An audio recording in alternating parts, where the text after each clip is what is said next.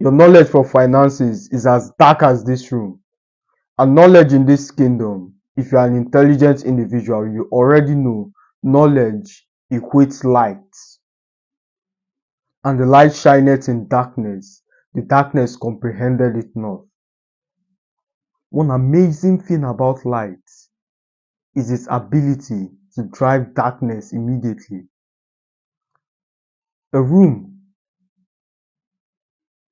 talking about your financial situation in this case, can be as dark as possible. The darkness might have sustained for hundreds of years. The darkness, or you might have been kept in dark for eons. But once light is introduced into that situation, it fades away. If you lock a room, once you turn on, or if you lock a room for 100 years, once you turn on the light bulb, the darkness doesn't go, whoa, whoa, I've been here for 100 years, give me time, let me fade away gradually. It moves quickly. It's the same thing with your financial situation. Once you sustain the knowledge that moves you from point A to point B, it tells on your situation immediately.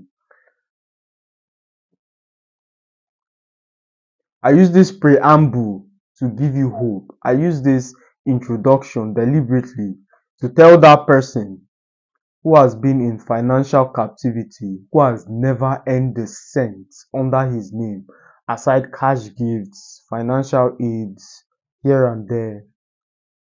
That's the kind of person I'm talking to. If you fall into that category, listen very carefully. One of the things that keep people poor, or one of the beliefs that keep people poor, money is evil.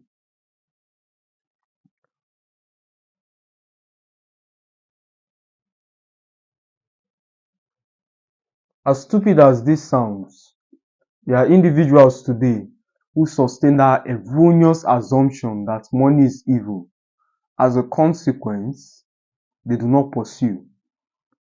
First things first, it is difficult to attain success relative to failure because failure has no principle. You just fail. There's no principle to failure. So it takes some level of intellect, some level of knowledge, discipline, persistence. I can go on and on because the variables are a lot, but they are finite. So there are a lot of variables touching success. At some point, you have to learn leadership, negotiation, sales. All of this is a headache compared to its counterparts. So what majority do is to sustain this belief that anybody with wealth had to do some cutthroat shit, had to sell someone out, throw people under the bus, is into some kind of illegal activity in order to attain wealth.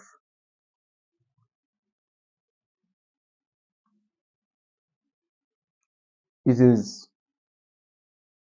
soothing to the average individual when he sustains the belief that the reason he's poor is because he's a honest man, he's a good person.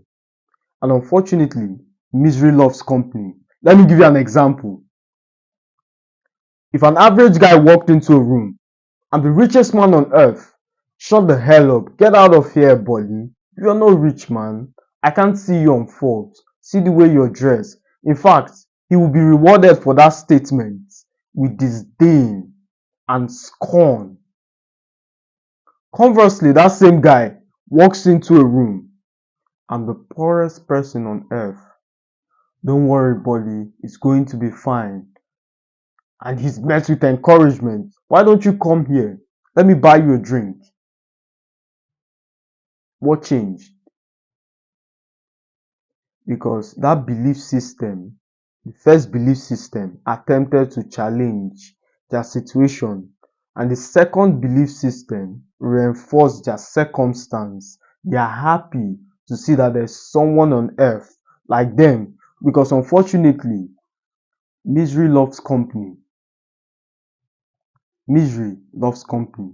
People love the idea. They love it when you're failing. They love it when you run into problems. They love it when that new car you bought suddenly had an accident, or there is some court case going on draining your finances. They love it when you're thrust in a situation where they can dispense advice.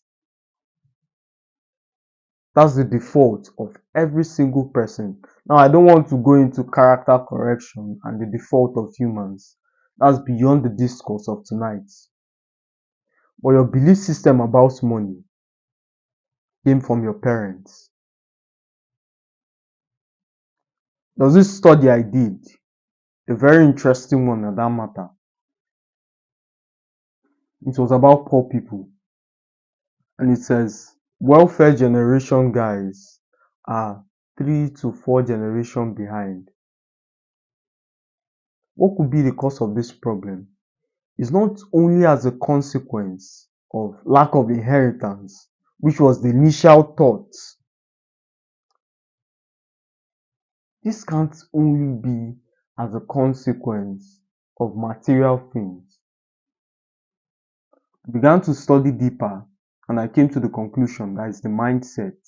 Because mindsets are like software programming. It doesn't care who sustains that programming. Once you sustain that programming, it activates and produces the same result. Take for instance your iPhone. It has been programmed. Once you hit the power button, it comes on, correct? Regardless if it's your child, your waiter, your cleaner, a 5-year-old kid, any single person who hits that button, the phone would come on. It's the same thing with you. You sustain that belief system, you sustain that programming, and as soon as you activate it by that wrong thought pattern, it produces the exact same result. Poverty comes on in your life.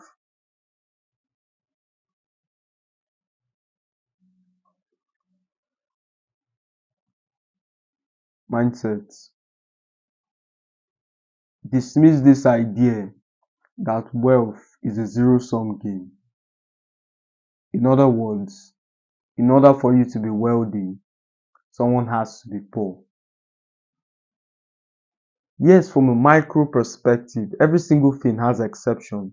But from a macro standpoint, every single person can be wealthy. But not everybody will be wealthy because there are a lot of nuances, as I initially stated. There are principles to success, but no principle to failure. Failure is the easiest thing anybody can do. Falling. It doesn't take effort to fall. You just let yourself go. It takes effort to stand, especially over time. Dismiss that wrong idea about money. Money is abundant.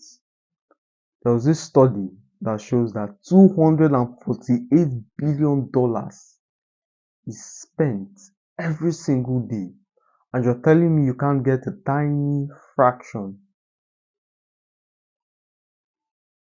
Wait, understand this concept. $248 billion is spent every single day. And you can't get a tiny portion of that? What is wrong with you? For the sake of time, we'll end it here. As always, my friends, pleasure speaking to you. See you in the next one.